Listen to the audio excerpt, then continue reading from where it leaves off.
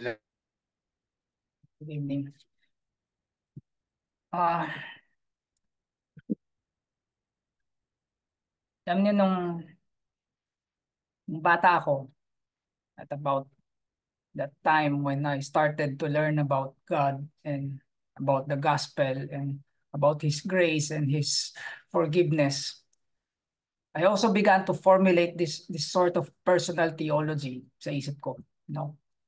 Iniisip ko kasi sa sarili ko noon, alam niyo, since God is after all so loving and so forgiving, then why can't I just go on sinning? Di ba?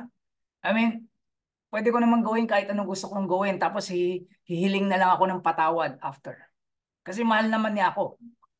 At dahil nga mahal niya ako, I could just ask him anytime I want and he just forgives. Well, at least that's what in my mind, no? Iniisip ko, panalo to. I get the best of both worlds. On one hand, I get to live the way I want to live, including indulging in all the pleasures the world has to offer. And then on the other hand, I'm saved. I'm saved. I'm free. And since the Bible teaches that every single Bible-believing born-again Christian is now not under law anymore but under grace and therefore has assurance of salvation, wala na talaga akong ikabahala na.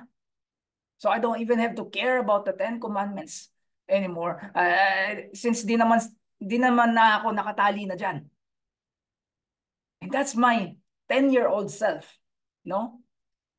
Ngayon, fast forward a few decades later to today, where I now know better and I sometimes get to speak to other people who supposedly should also know better. Alam niyo, parang lalo akong kinabahan. Bakit? Kasi ngayon ko lang din na-realize na ang dami palang tao who profess to be Christian today actually thinks this way pala as adults. Alam niyo yun? They still subscribe to this childish and heretical and obviously false view of what the true gospel is. Actually nga, this view is so widespread today na meron na palang tawag para dyan. No? It's called antinomianism. Meaning there's no place for the law at all sa buhay ng mga taong to. And it's this other extreme they've been permeating in our modern churches of today, no? Kasi these people, in an effort to be more seeker friendly, to be more accepting and more tolerant, in an effort to make sinners feel more welcome sa mga simbahan nila, now say that since Christ has fulfilled the law for us, we don't have to pay attention to it anymore. Since He died for us, we don't need to die to our own sins anymore. And since He has lived that righteous life on our behalf, we are now free from the obligation and duty of living the Christian life.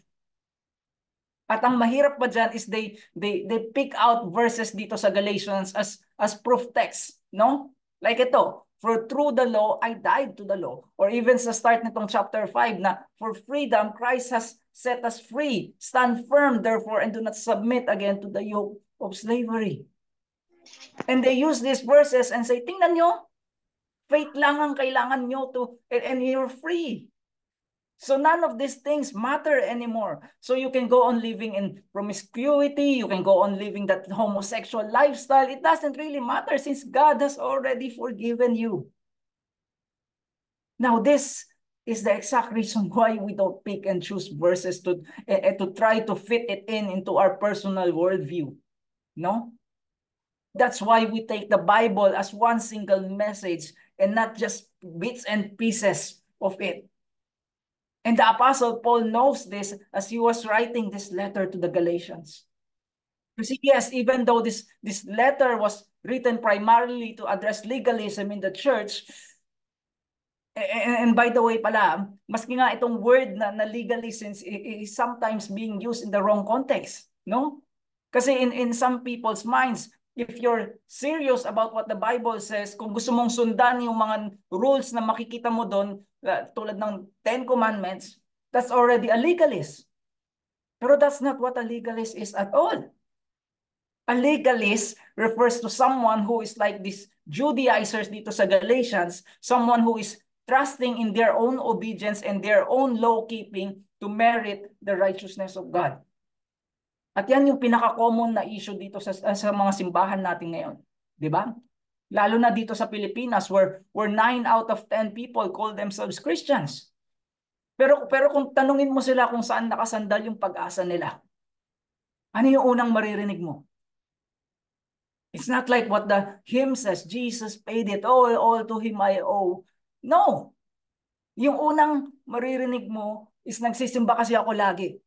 O yung buong pamilya ko kasi Kristiyano, o parte kasi ako ng itong grupo na po, o itong grupo na yan, or I have been trying to keep all of the 10 commandments to the best of my ability, kaya sana katanggap-tanggap na itong buhay kong matuwid para sa Panginoon. At yan yung mga common na sagot na makukuha mo, di ba? Kasi they think that Christianity is just another one of those be as good as you can be na religion. And they hope that their best efforts will be good enough for God. Pero as we have seen in the first 5.5 chapters nitong Galatians, it's not enough. No? And it's never going to be enough. In fact, that is not even what Christianity is at all. Kaya what Paul has been making crystal clear to us over and over and over again dito sa letter na to is that if you are putting your hope in your law keeping or in your circumcision or in your baptism or kung ano man yan, you're as good as dead. Kasi the very point of the true gospel and the only reason that Christ died is that we cannot keep the law. We just can't. Actually nga, bago pa tayo nagkaroon ng malay, we've already failed to keep the law. That's why Paul says that the law will only bring us into more bondage and into more condemnation and not freedom. Kasi all the law that can do is to condemn us and not save us. And therefore, the only remedy for us sinners, the only thing that can set us free and into true liberty is grace. It's grace. It's grace that flows into us from outside of ourselves, from Christ himself, who has done for us what the law could never do. It's grace that forgives our transgressions. It's grace that empowers us to live our lives by the Spirit in true freedom. It's all grace. And that's been the main burden of this epistle so far. Diba? Kaya nga, it's called the Magna Carta of the Christian freedom. Kasi it's Paul's defense for the true gospel of grace by demolishing legalism once and for all. Pero Paul, being a good teacher that he is, also knows that people tend to operate like pendulums. Alam niyo ba yung pendulum? It swings back and forth, di ba? To both extremes, yung left, right, and that's how we are at times, di ba? We tend to swing in different directions. We sometimes swing to one side, to legalism and moralism, pero as we call it out and attack that idea, we tend to swing all the way to the other extreme naman. Where it says that grace means that there's no law and I can live however I want. At anong resulta nun? Lawlessness. The Christian life now becomes unholy living. Which really is just so much more worse. No? Kaya the goal really of every good and faithful teacher is to bring people back to the center. Kasi Jesus is there. In the middle. Jesus walked in both grace and truth. He walks in both freedom and holiness and not one over the other. No? At yan yung ginagawa ni Paul dito as we open up this new section of Galatians. No? Kasi alam niya that as he uses strong language to call out these people who seek to be yoked to the slavery or the law, ang tendency talaga ng iba is to go to the other extreme naman and say exactly what I have been saying kanina pa sa umpisa, where freedom equals lawlessness. where freedom means I now get to live however I want, whichever way I want, without restraints. And today, this goes by many names, no? Some call it easy believism, some call it cheap grace, at yun na nga, antinomianism. Pero regardless kung ano pa yung tawag mo dyan, this is really just another perversion. Okay? And it's a very, very dangerous error. Kasi what this is implying to us is that the Christian freedom that we have allows, or even worse, encourages sin. Kaya Paul here in this section begins to show us kung bakit maling-mali yun. No? Although obvious naman. Pero yun na nga, hindi kasi pa din alam to ng marami. Kaya here he begins to show us kung ano ba talaga ibig sabihin whenever we say Christian freedom. No? And yes, we're just going to be looking at these 3 short verses tonight. Pero it's really here in these verses that we are going to see the answer to these questions. No? At ito na din yung magiging outline natin ng mga susunod na sections nitong Galatians hanggang matapos na to. Kaya basahin muna natin ngayon to. Okay? At alam ko, ang dami ko ng pinagsasabi pero we're really just starting right now. Okay? So let's start. Galatians chapter 5, verse 13. This is the word of the Lord. For you were called to freedom, brothers. Only do not use your freedom as an opportunity for the flesh, but through love, serve one another. For the whole law is fulfilled in one word. You shall love your neighbor as yourself. But if you bite and devour one another, watch out that you are not consumed by one another. Let's pray. Father, as we come to this part of Galatians that begins to give us very specific applications of what it means to be Christian. Lord, I pray that each one of us here would really examine our hearts. Reveal to us, Lord, that the areas of our lives where we are using this freedom that we have in you to justify our sin. Or where we are living self-satisfying or selfish lives instead of living to serve you and serve others. Kaya Lord, I pray tonight na yung mindset namin, if our mindset is incorrect coming into this, that you will correct it immediately. So tonight we rely fully on your Holy Spirit to illuminate your word for us, to show us what we need to change and to show us the right path to take. And may each person here walk out of this study tonight, not just hearing a lecture, but to really hear from you, Lord. So much so that they will be transformed by your word and by your spirit. This I pray in Jesus' name. Amen. Okay. So let's begin again. And to quickly catch everyone up kung nasaan na tayo dito sa inaaral natin, especially kung bago ka o wala ka dito last time. What this book of Galatians is it's the Apostle Paul's letter to the churches that he has planted in this specific region, no? Kasi when he left them to go on his next missionary destination, these churches were almost immediately affected by false teaching. And to be more specific, by legalism, where these teachers from Jerusalem who came in after Paul says na grace and faith, kulang yan. You need something more than that to be saved. Kasi kailangan nyo muna ma-circumcise, which is basically how one identifies himself as a Jew nung time na to. No?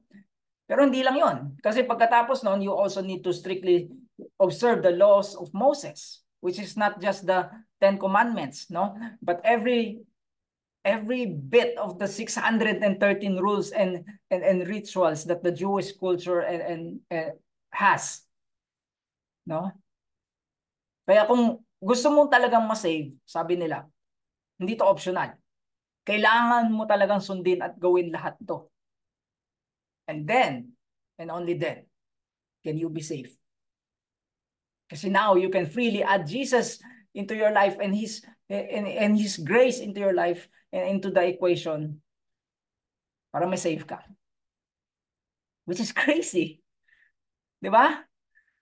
Kaya this letter really is Paul's response to all of this. No? This whole book is all about contrasting true Christianity against false Christianity. Sabi niya, ano yan? That's a completely different gospel. It doesn't matter if you're a Jew or a Gentile. We are all justified through Jesus Christ alone. Period. At wala ka nang dapat idagdag pa dyan kasi if you do that, then grace will no longer be grace. And he's been hammering this thought over and over and over again in this epistle, di ba? Kung nandito ka since chapter 1, alam mo to. Para na nga siyang sirang plaka. Pero this is only because he wanted to make sure na maintindihan natin talaga yung tama. Kasi as we all know, even today, actually maybe even in this very room, there are people na maski nasa harap mo na yung totoo, sometimes they still tend to cling on to what is false. Diba? Bakit? Well, it could be because for a number of reasons. It could be because the alternative sounds better to you. Or it just makes you feel better about yourself. Or simply because ito na yung nakasanayan mo, kahit na mali. Pero ang problema dyan is if it's not true, it is fatal. No? Paul himself says this sa chapter 1 na even if we or an angel from heaven should preach to you a gospel contrary to the one that we preach to you, even if it's just a slight difference, let him be accursed. In other words, you're doomed to eternity apart from the Lord. Kaya kung napansin nyo, for 5.5 chapters, Paul has been passionately giving us argument after argument, defending the truth and the validity of salvation by grace alone, through faith alone, and in Christ alone. And it's because of the eternal implications of this matter. No? Pero here in this section, he now begins to make a transition. At mapapansin niyo din to, even if you're just reading through this epistle. Kasi at this point of the letter, unti-unti na siyang umaalis sa theology at lumilipat na siya sa application. Kasi nga, after teaching us how to think and how to understand the gospel in all of its glory, Paul is now answering the obvious question of, so ano na ngayon? Di ba? Kasi alam mo nga yung totoo, alam mo nga yung tama, pero kung di mo alam kung paano mo siya i-apply sa buhay mo, wala pa din kwenta.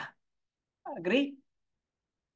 And by the way, this is how Paul writes most of his letters. No? Makikita mo yan sa Ephesians, at sa Romans, at sa Philippians. Lahat yan. Sa unang part, it's all theological. No? It's all doctrine. Tapos sa dulo, he would then shift his focus on the application, on how we should now live our life based upon what we have talked about previously. About who God is, about who you are in Christ. At ito na nga yung part na yan dito sa Galatians. No? Kasi after making it so clear na as Christians, we are now free from the bondages of the law, Paul is now going to help us understand that in Christ, we now have to relate to the law differently. Okay?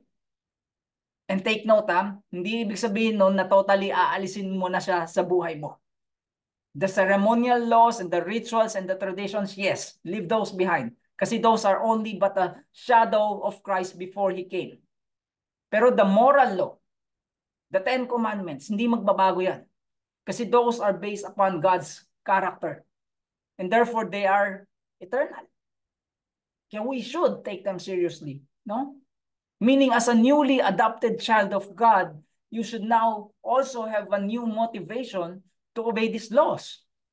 You now obey, hindi na para ma-save ka, but because you are saved. And there's a big difference between those two. Di ba? Kasi if you are still obeying the law to be saved, it only means that you're still trapped in this never-ending cycle that all legalists are trapped in. Pero if you obey God's moral law, simply because you are saved, it means that you now fully understand who you are and who God is. At sino siya uli? He's now your Heavenly Father. Tama? So how can you ever bear any kind of family resemblance to Him kung sasabihin mong wala nang bearing lahat na yan sa buhay ko? No? Pero unfortunately, that's how many people today think. No? They think now, once we are converted, once I say that prayer, once they become Christian, they are now freed from the law of God to sin, to selfishly serve their own selfish desires rather than to be freed from sin to obey the law of God. Which is the complete opposite. Di ba? Kaya yan yung ina-address ni Paul dito ngayon, no? Sabi na, no, you're getting this all wrong. You were called to freedom, my brothers. Ngayon, since nasa kalagitnaan na tayo ng chapter nung nag-umpisa, itong 4 dito actually connects us to what Paul was saying back in verses 1 to 12, no? Where he was contrasting the false teaching of the Judaizers, yung mga nagsasabing kailangan mo muna ma-circumcise to be Christian. So he's contrasting that to the true gospel, which will bring about the true freedom na ini-explain niya dito. Kaya sabi na, hey guys, isipin ninyo to ng mabuti. You, me, we, all of us Christians, we are all called to freedom. Now, itong word na called dito, anytime na makikita mo siya sa Bible, is almost always talking about the specific calling whereby God sets apart certain people from the rest of the world and draws them to Himself through the power of the Holy Spirit. Some call this election, some call this predestination, some call it simply being chosen by God. Pero whatever the case, this is referring to every single child of God. No? And what you and I need to understand here is kaya ka naging Kristiyano at yung katabi mo ay hindi. It's not because na mas matalino ka sa kanya. Okay? It's not because you figured it out when others didn't. But you only came to Christ. Only because God, by His grace and His mercy, called you out of the darkness and into the light. At yun lang. So it's not by your own intellect or your own effort that you came to Christ. No? Kaya wala kang dapat ipagmalaki. This is actually all Him. He specifically chose you and through the power of the Holy Spirit opened your eyes so that you could see and understand and respond to the true gospel. Ngayon, why is this so significant for us to understand in relation to what we are reading here? Because if you truly understand this, you will also understand that what freedom, that freedom that you have right now is not yours to do as you see fit. Kasi it is a gift that God has given you to serve Him and to serve others. And that is the foundational point na kailangan natin lahat maintindihan dito. No? Because this leads to the new motivation na sinasabi ko kanina. Kasi whenever a person comes to that point where he truly understands what God has given him and what He has done for him, it will change his heart. Hindi pwedeng hindi. Kung nagigets ko talaga kung bakit namatay siya para sa akin, how on earth then can I not live for Him? Di ba? How can I not give myself to Him? How can I not walk in obedience to Him? You see, the deeper and the richer and the more you understand God's grace, the more you will be compelled to walk in obedience and in alignment with His character. Agree? And that's what Paul is talking about here, no? Sabi na, you've been called to freedom. Which is basically just another way of describing the fact that you have been saved. No? Kasi nga, salvation is the true freedom. Freedom from what? Freedom from the law. Freedom from sin. Freedom from death. Freedom from God's wrath that is to come. And we have been freed from all of these things. And that is what Paul has been helping the Galatians understand throughout this letter. No? Sabi na, if you are in Christ, you are no longer slaves to the law, but you are now free. You're free to love God. You're free to serve God without any kind of bondage or requirements that is hanging over your head. You're just free to love Him as a child loves his father. At pansinin nyo din, he even ended his sentence here by calling them brothers. Di ba? Kasi he's not speaking to them as an apostle here anymore. No? But really as a fellow recipient of God's amazing grace. I'm your brother in the Lord, sabi niya. Which for me is also very significant to point out kasi makikita mo rin dito that true freedom really is only reserved for those who have been adopted into God's family. Alam niyo ba yun? It's only for those who have been saved. For those who have trusted in the Lord Jesus Christ. At sila lang yung i-recognize ni Paul as brothers and sisters in Christ. No? Because he knows that these are the only people who have been truly set free. Now, how most people in this world thinks today is actually the complete opposite of this. Di ba? Kasi most people today think that it's the non-Christians who are free. Kasi they get to live however they want and do whatever they want and enjoy whatever they want. Actually, masyashock pa nga yung siguro yung ibang tao dito kapag sinabi mo sa kanila na ang Kristiyano talaga ang free. Kasi nga ang nakatatak sa isip nila is that Christianity is just another oppressive system that tells you all the things that you can't do. And it takes all the fun out of life. Diba? What do you mean I can't have sex before marriage? What do you mean that only God can define gender? What do you mean that I should serve others before I serve myself? And the reason they think all of this is because sin is deceitful. And it has twisted our very definition of what true freedom is. No?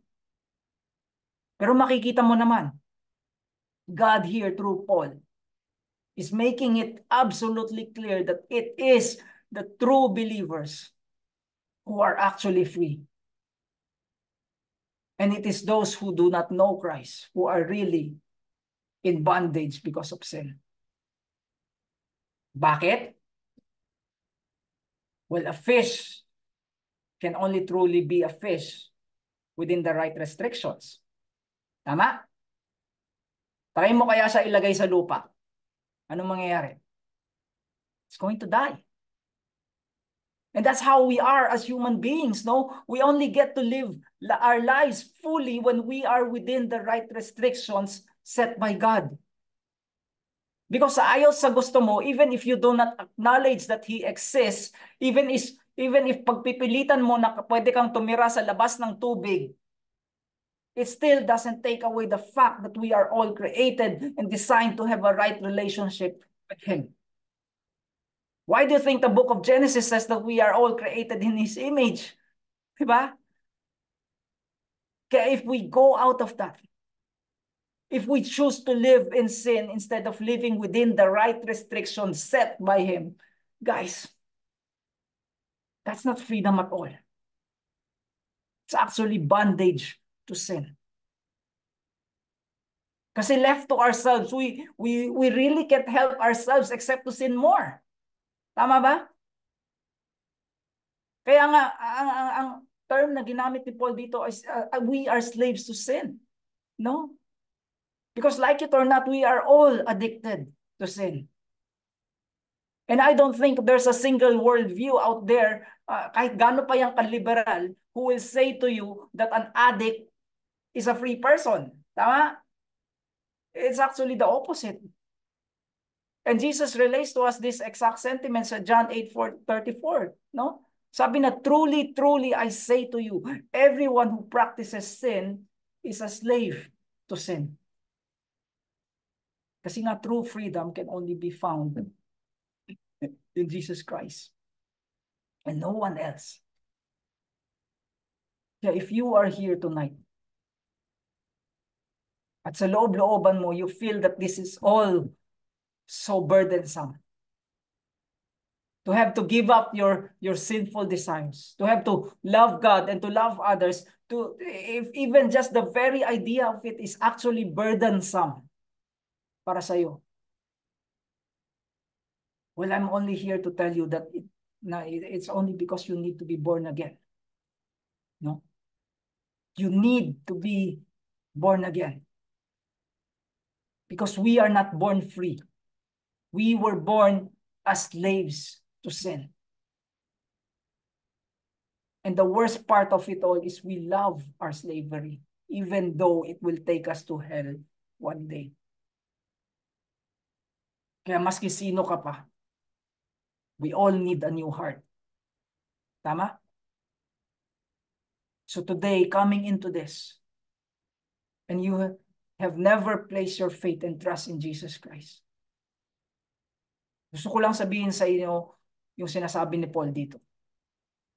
The true freedom can only be found by those who have responded and has repented and has believed in our Lord Jesus Christ. Because the gospel tells us that we are all hopeless sinners by nature and by choice. Pero God has made us a way to Him despite of that. No? Through His Son. See, when Jesus came, He lived the life that you and I could never live. That perfect and righteous life. And then He died in your place as payment for all of your sins.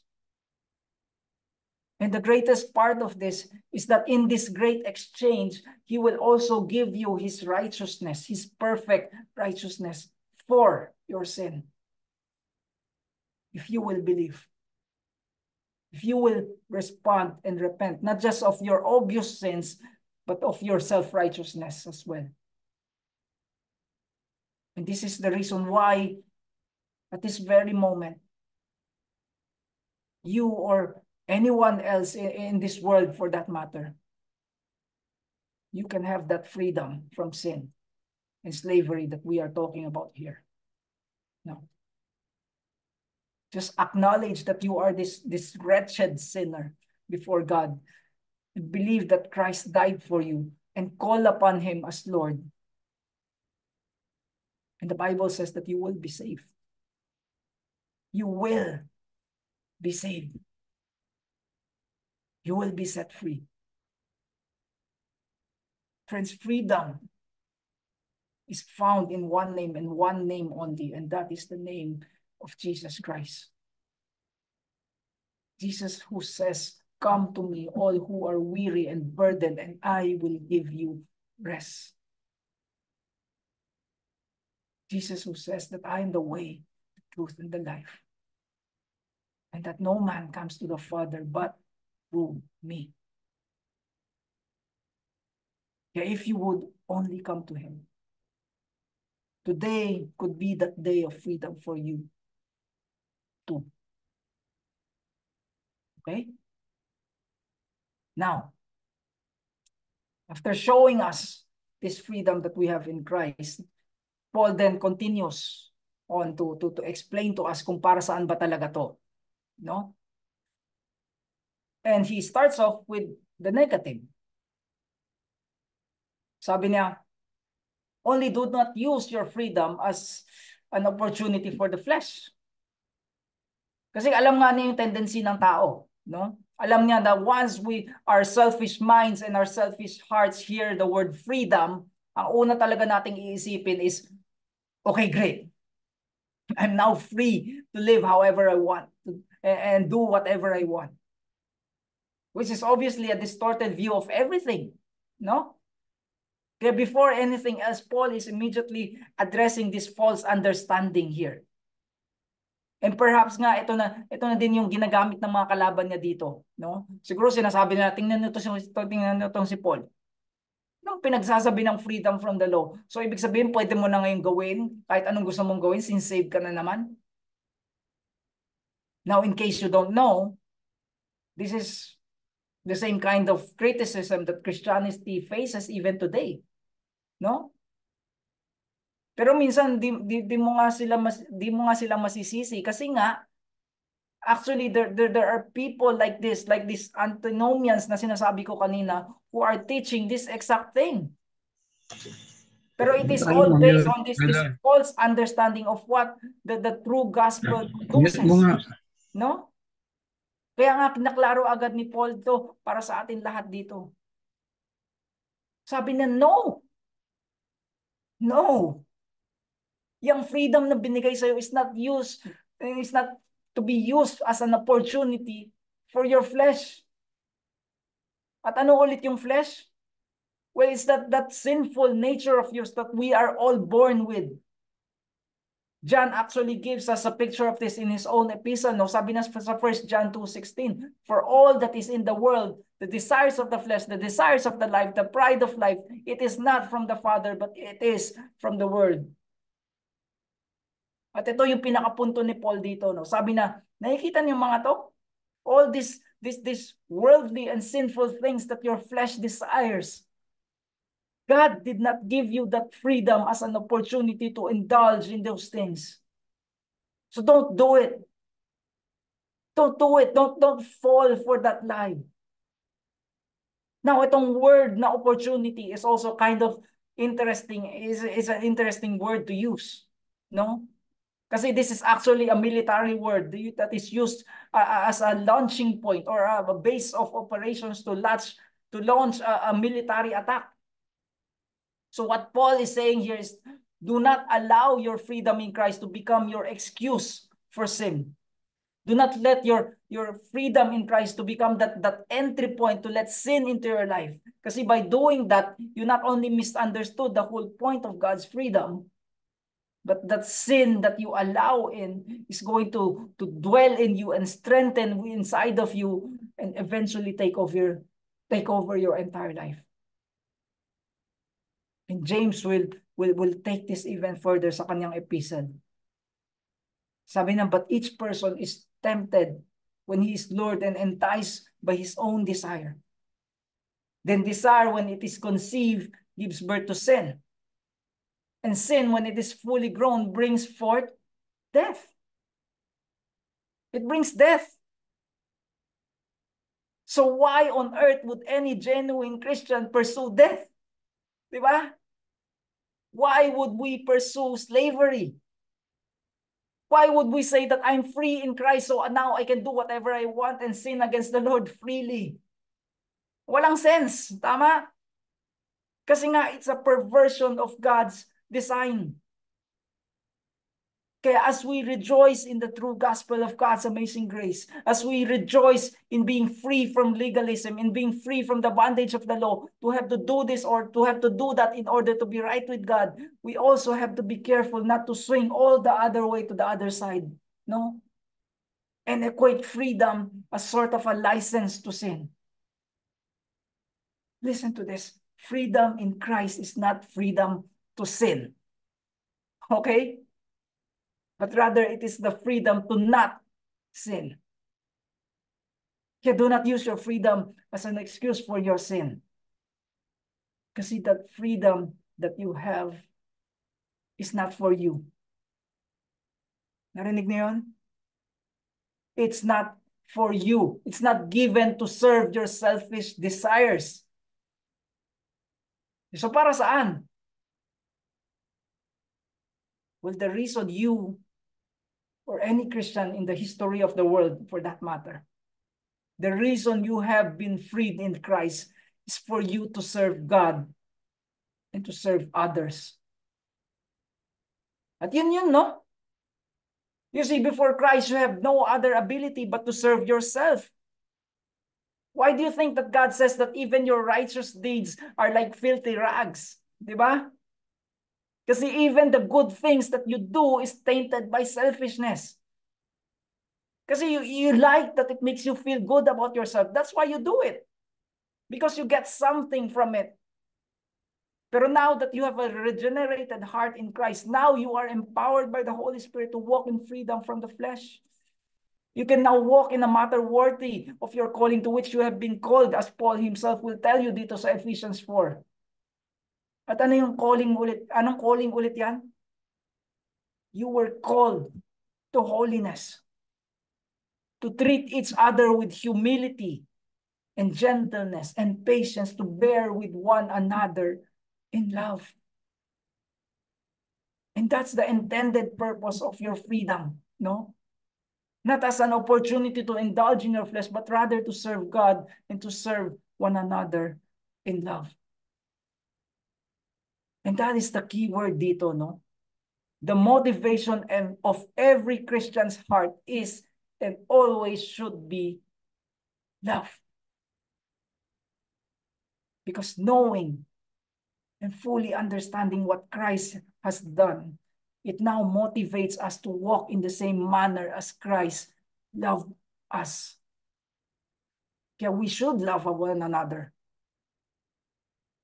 At paano mo papakita yon?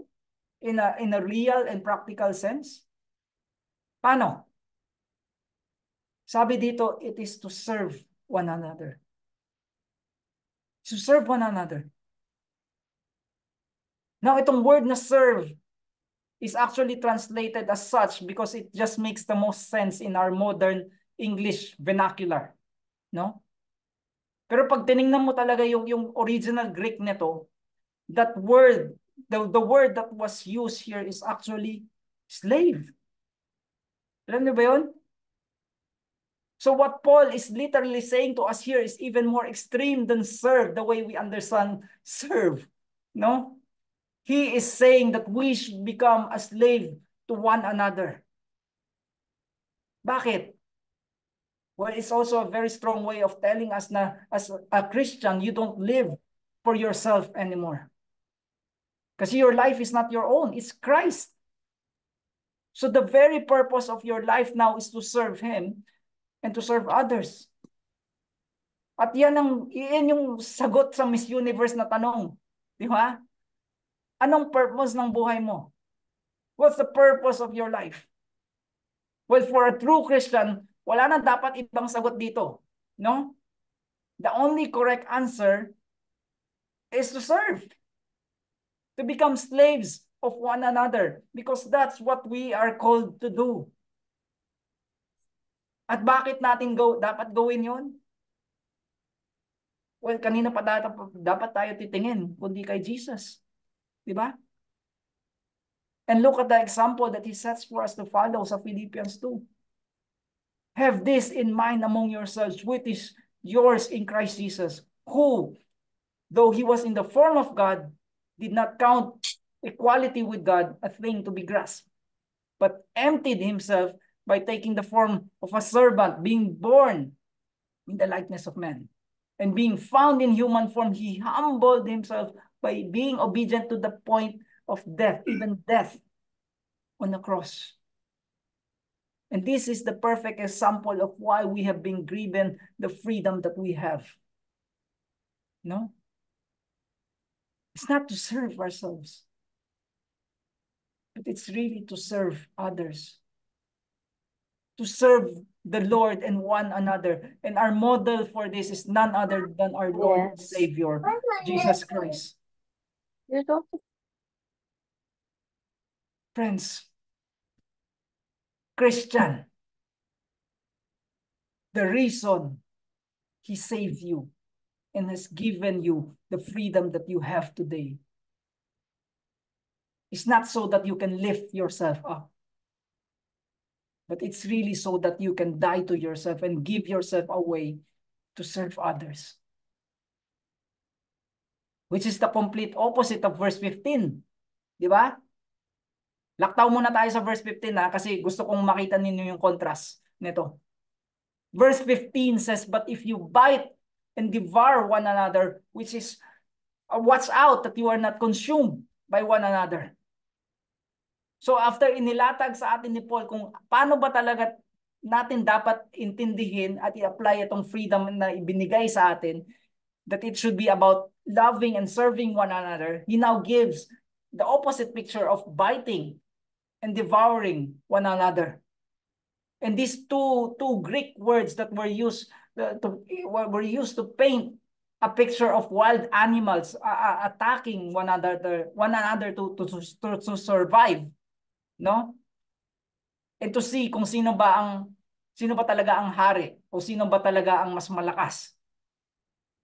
And this is probably what Paul is seeing dito sa Galatians, no? That they were fighting and attacking one another because they misunderstood their freedom. Kaya as a result, they didn't understand what their relationship was with one another in Christ. Now, this is more common than you think, no? Kasi ito din yung problema sa Corinthians. I mean, if you just read the first book of the book of First Corinthians, you would know kung gaano sila kalala doon. It was a church that is full of selfish Christians. It was full of people who saw themselves as more valuable and more important than their neighbors. And they were using their gifts not to bless one another, but to lift themselves up. Actually nga yan ang pinaka-purpose kung bakit sinulat ni Paul yung letter na yan. No? It's really to rebuke them. It's to call them out because their selfish hearts are leading them into all kinds of other sins. And it was tearing their church apart. And it's the same idea that he was presenting here to the Galatians, no? Sabi na, if you bite and devour one another, excuse me, because you do not truly understand what true Christian freedom is, you will end up destroying each other. Kaya sabi na, watch out that you are not consumed by one another. And by the way, consume means to destroy. Diba? Usually, ginagamit yung word na yan to describe a fire that destroys everything. Whether it's destroying a building or destroying a forest.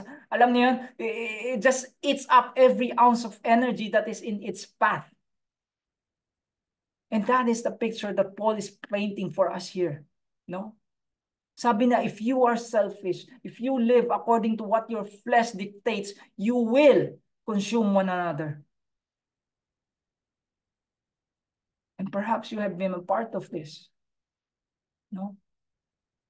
Regardless if you are doing the destroying or you are the one on the receiving end of it. Pero marami sa atin, we have experience in this, di ba? In some Christian communities and Christian churches where we are not loving and serving one another, but rather we're biting and devouring one another. At malungkot man sabihin, all too often, this leads to entire churches being ripped apart. No? At sinong masaya doon? Si Satanas. Diba? Satan desires this. This is what he loves at. This is what he rejoices in. And this is what grieves the heart of our Lord Jesus Christ. It grieves him to see na hindi pala naiintindihan ng mga to kung para saan ba tong freedom na binigay ko sa kanila. That's why we bite and devour one another. That's why we tear each other apart. which is really is just the natural outcome of our selfishness and our own selfish hearts. Tama? And so the question I think the Lord wants us to ask ourselves tonight is this. Which of this defines you? Which of this defines me? Is it that I use my freedom to love God and serve others? Or am I just using my freedom to gratify my own flesh? To elevate myself, to serve myself, to enjoy all that I can enjoy in this world habang nandito pa ako sa mundong to. How do you use your time? Do you serve others with it? Or do you serve yourself? How do you use your talents, your gifts, your abilities? Kasi like your freedom, those are not your own. So are you using this to serve the body of Christ? To serve the church? Or are you taking advantage of it to build yourself up? To build up your lifestyle and your world and your hobbies? Where do your money and resources go? Nakikita niyo kung ano yung sinasabi na sa atin ng Panginoon dito? He's telling us to examine our hearts. Are you using your freedom for yourself, or are you using it to love God and to serve others? And I hope this is something that you really think about as we go our separate ways later tonight. No? But for now, as we close this section of chapter 5, Paul will be giving us one more reason for the freedom that we have as Christians. And it's found here dito sa nilaktawan nating verse, sa verse 14. For the whole law is fulfilled in one word. You shall love your neighbor as yourself. Now, what's very interesting for me dito is up until this point, we are now one chapter away from the end of this book. Up to this point, Paul has only spoken about the law in fairly negative ways. Di ba? Kung huminto na lang nga tayo sa chapter 4, you would think that the law is all bad. Kasi he keeps telling us that this will lead to slavery and this will lead to bondage. Kaya parang kung pwede lang nga, tanggalin na lang natin sa altogether sa buhay natin. Di ba? Which again is exactly what some people would want. Tama? Pero tingnan niyo yung sinasabi ni Paul dito. Sabi na, the reason you have been given the freedom in Christ is actually to fulfill God's law. Not to turn away from it, but to fulfill it. And again, linaw ko lang what we are talking about here is God's moral law. No? Because those are based upon His character, kaya hindi sila nagbabago. So it's not the religious ceremonies, it's not the circumcision, because those have already been fulfilled when Jesus came. And speaking of the law, kung natandaan niyo sinabi nga din ni Jesus to sa Matthew 5. Sabi na, do not think that I have come to abolish the law or the prophets, but I have not come to abolish them, but to fulfill them. And He fulfilled them perfectly. And because He has fulfilled the law perfectly, He has now given us, through the power of the Holy Spirit, the ability to walk in obedience and to fulfill the law as well. Ngayon, I'm not saying na because of that, ay hindi na tayo magkakamali. Okay? Because of this side, in this side of heaven, we are all still in our broken and earthly bodies. So that sinful flesh of ours is still in here somewhere. Pero what changes is as we walk through life, there's always going to be this lingering thought in our minds sa kahit anong ginagawa natin. Now, will this glorify God? Will this glorify God? Will this glorify God? Which is also what Paul is pointing out to the Corinthian Christians. Kung saan sabi niya sa kanila, so whether you eat or drink, or whatever you do all for the glory of God. So a Christian, a Bible-believing, true Christian, who has been set free in Christ, is not someone who is constantly thinking, so how much sin can I get away with? No? Or how much of that neutral stuff I can fill my life with. Kasi sabihin ko na sa inyo ngayon, those things na quote-unquote gray areas, those things na kailangan mo pang tanungin kung kasalanan ba siya o hindi, if they don't provide you with any spiritual benefit, those things will inevitably also lead you to sin. Yeah, a true Christian will not play around with those situations. No? What a Christian will say, however, is how can I run in the direction of righteousness? How devoted I can be to godliness and purity and holiness. How can I eliminate the things in my life that even if they aren't really forbidden, but has the power to pull me in the wrong direction. Ngayon, if those things sound a little bit too complicated para sa inyo, Paul says, let me just summarize this whole thing one more time for you. For the whole for the whole law is fulfilled in one word. You shall love your neighbor as yourself. Which I hope you know is not Paul's original words. No? This is an echo of Jesus dun sa Matthew when someone was testing him and asking him, what is the greatest commandment in the entire law? At ano sagot niya? Sabi na, you should love the Lord your God with all your heart and with all your soul and with all your mind. That is the greatest and first commandment. And the second is like it. You should love your neighbor as yourself. On these two commandments depend all the law and all the prophets. So to love God and to love others. Because we now have been freed from the bondage of our own old sinful nature.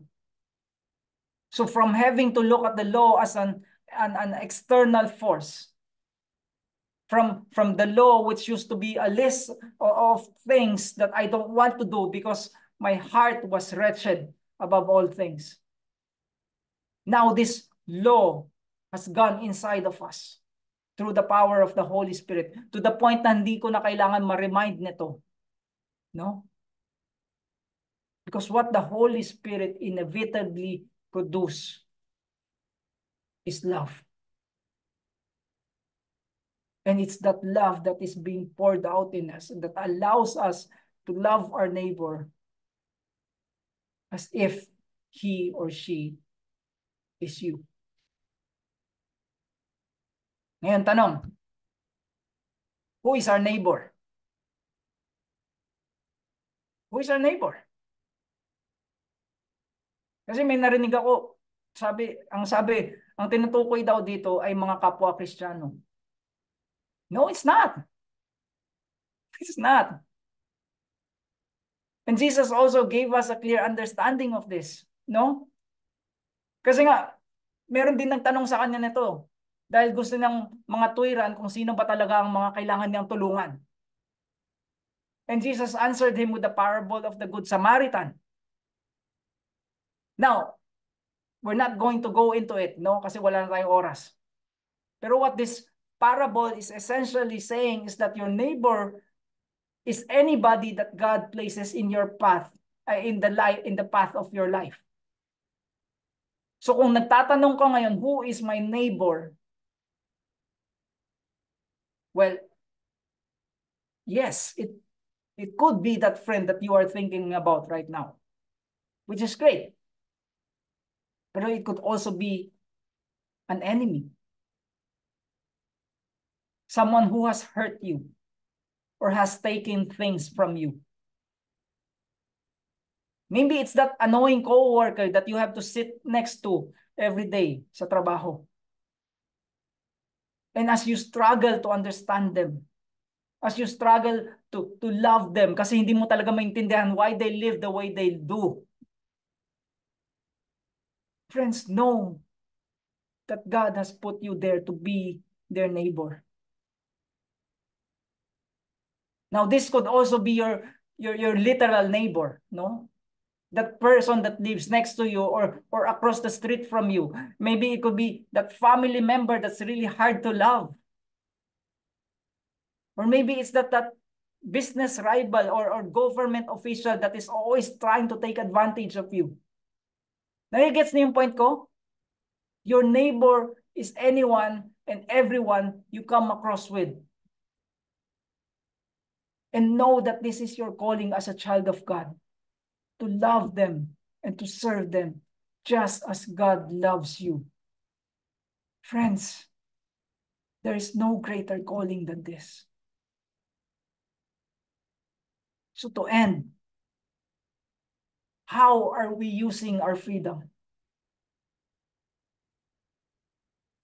Do we use our freedom for its intended purpose to love as the Lord gave it to us? To love God and to love others by serving them? Or do we use our freedom simply to serve ourselves? Or maybe even worse than that, we use our freedom as an excuse for our worldliness and our sin. Well, Paul is making it clear for us here tonight that if you are free in Christ, you are set free for a purpose. So use that freedom as God intended it. Use it to love God and to serve God and to love others and serve others. Again, why? Well, I want to close with this. No? I want to close with Romans 8. Kasi this is perhaps the first scripture that I want you to remind yourself of. Anytime na tinatanong mo kung bakit ko kailangan gawin to o bakit ko kailangan gawin yan. Well, the answer is simply because God first loved us. No? Look at what Paul says. Romans 8:31-39. What then shall we say to these things? If God is for us, who can be against us? He who did not spare his own son, but gave him up for us all, how will he not also with him graciously give us all things? Who shall bring any charge against God's elect? It is God who justifies. Who is to condemn? Christ Jesus is the one who died. More than that, who was raised, who is at the right hand of God, who intended, or who indeed is interceding for us. Who shall separate us from the love of Christ? Shall tribulation, or distress, or persecution, or famine, or nakedness, or danger, or sword? As it is written, for your sake we are being killed all day long. We are regarded as sheep to be slaughtered. No, in all of these things, we are more than conquerors through him who loved us. For I am sure that neither death nor life, nor angels or rulers, nor things present, nor things to come, nor powers, nor height, nor depth, nor anything else in all of creation will be able to separate us from the love of God in Christ Jesus our Lord. Amen and amen. Let's pray. Father, Lord, Father, gracious God, we bow before you in all your majesty, in all of your glory. We are forever humbled, Lord, by your grace. Grant us, Lord, that as we contemplate these truths that we just heard and meditate on what we have just heard tonight, that your truth will be planted deep within us so that we would make much of Christ. And as we make much of Christ, that we might also be useful tools in your hands as we set out to love and serve not just you, Lord, but to serve the people that you put around us as well. This is our desire, Father, and we ask it in Christ's name. Amen. Amen.